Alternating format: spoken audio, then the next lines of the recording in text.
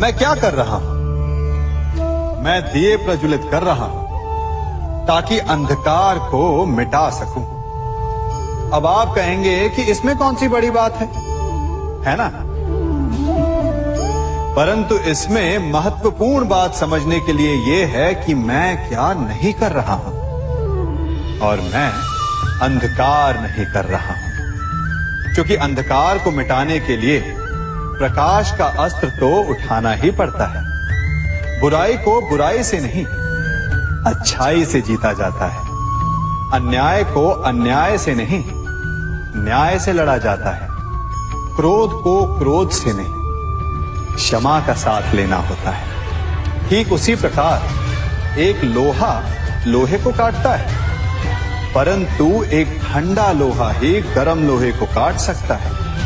इसलिए यदि आपको अपने जीवन में विजयी होना है तो अपने शस्त्रों को, अपने अस्त्रों को सोच समझ कर उठाइए, क्योंकि एक अनुचित सोच परिणाम पर भारी प्रभाव डाल सकती है।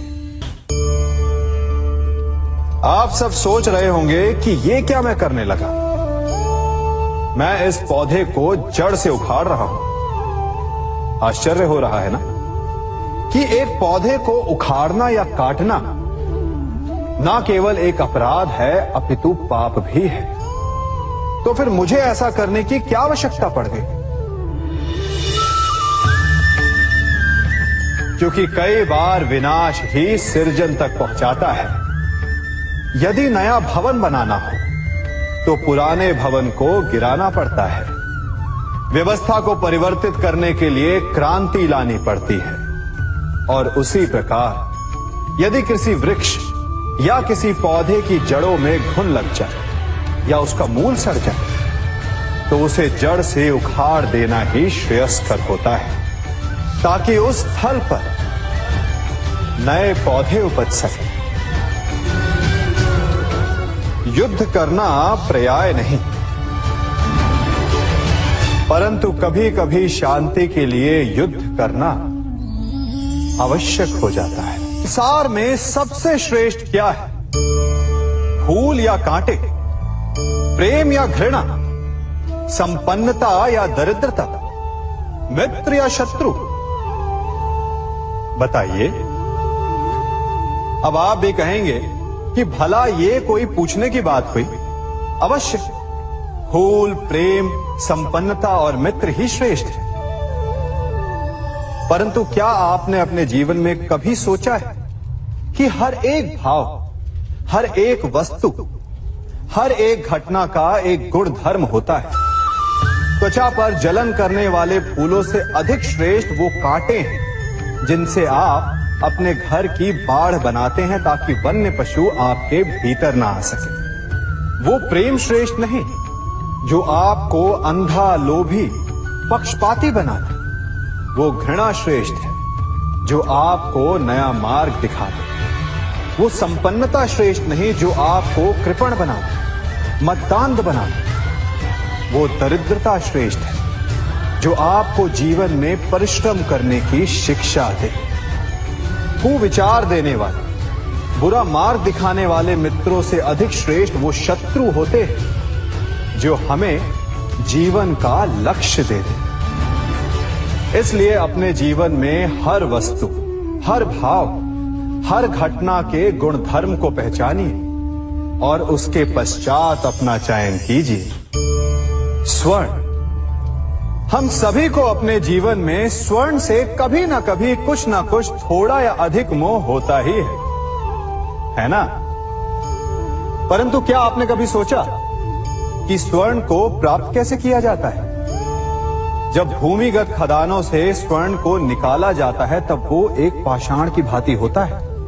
ऐसा पाषाण जिससे आप किसी को भी मार सकते हैं, परंतु उसे आभूषण के रूप में स्वयं के शरीर पर धारण नहीं कर सकते। यदि उसे आभूषण बनाना है तो उसे लंबी यात्राएं करनी होती है। उस पाषाण को पिघलना होता है। सुनार के हथौड़ी की अनेकों चोटें खानी पड़ती है, फिर काट छाट, और उसके पश्चात जाकर वो ऐसा आभूषण बनता है जो हमें वर्षों तक, सदियों तक लुभाता रहता है। इसलिए यदि आपको समय पर विजय पानी है तो स्वयं के निर्माण पर समय देना होगा। हम सभी सुनते आए हैं कि जो वीर होता है, साहसी होता है, शौर्यवान होता है, उसके समक्ष सारा संसार झुकता है। वीर भोग्य वसुंधर। परंतु वीरता है क्या? शौर्य क्या है? साहस क्या है? साहस युद्ध नहीं, वीरता विजय नहीं, शौर्य कभी ना गिरना नहीं। साहस किसी चुनौती के समक्ष खड़े होने का भाव है, तो वीरता उस चुनौती को उत्तर देने के लिए पूर्ण परिश्रम लगा देना है। और शौर्य का अर्थ है गिरकर फिर से उठने का साहस रखना, बार बार प्रहार करके वीरता दिखाना, निरंतर प्रयास करते रहना, निरंतर परिश्रम करते रहना। इसलिए विजयी होने से अधिक महत्वपूर्ण है शौर्यवान होना, क्योंकि जो शौर्यवान है उसे विजय मिलना निश्चित है। कभी किसी पक्षी को घोंसले की नींव बनाते देखा है? अथक परिश्रम करके तिनका तिनका बिटोर कर वो पक्षी अपना घोंसला बनाता है, अपनी संतान के लिए एक सुरक्षित घर बनाता है। और फिर कहीं से तीव्र आंधी आती है, भारी वर्षा होती है और उसका घोंसला तिनका तिनका करके बिखर जाता है। फिर वो पक्षी क्या करता है? वो रोता नहीं, ना ही विलाप करता है। वो बिना विलंब करे फिर से अपना घोंसला बनाना प्रारंभ कर देता है और सफलता पाता है। फिर हम क्यों छोटी छोटी असफलता से भयभीत होकर परिश्रम करना छोड़ देते हैं?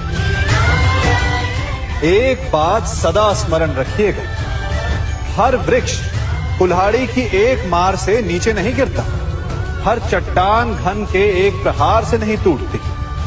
सफलता पाने के लिए अनावरत परिश्रम करना ही मात्र एक मार्ग है। स्वीकारण, सत्य का स्वीकारण मनुष्य के लिए बहुत ही महत्वपूर्ण है। जब तक मनुष्य सत्य को स्वीकार नहीं करता, उसे असत्य से लड़ने की शक्ति प्राप्त नहीं होती। जब आप भोजन करते हैं तो क्या होता है? आपका पेट स्वीकारता है कि वो भर चुका है और आप भोजन करना बंद कर देते हैं। जब आपको निद्रा आती है तो क्या होता है?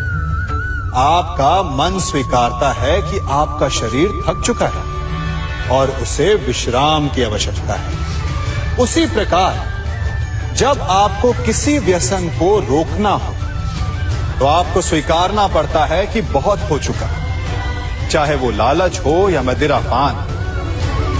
उस व्यसन का त्यागना तभी प्रारंभ होता है जब आप ये स्वीकार कर लेते हैं कि आप उस व्यसन के बंधक हैं।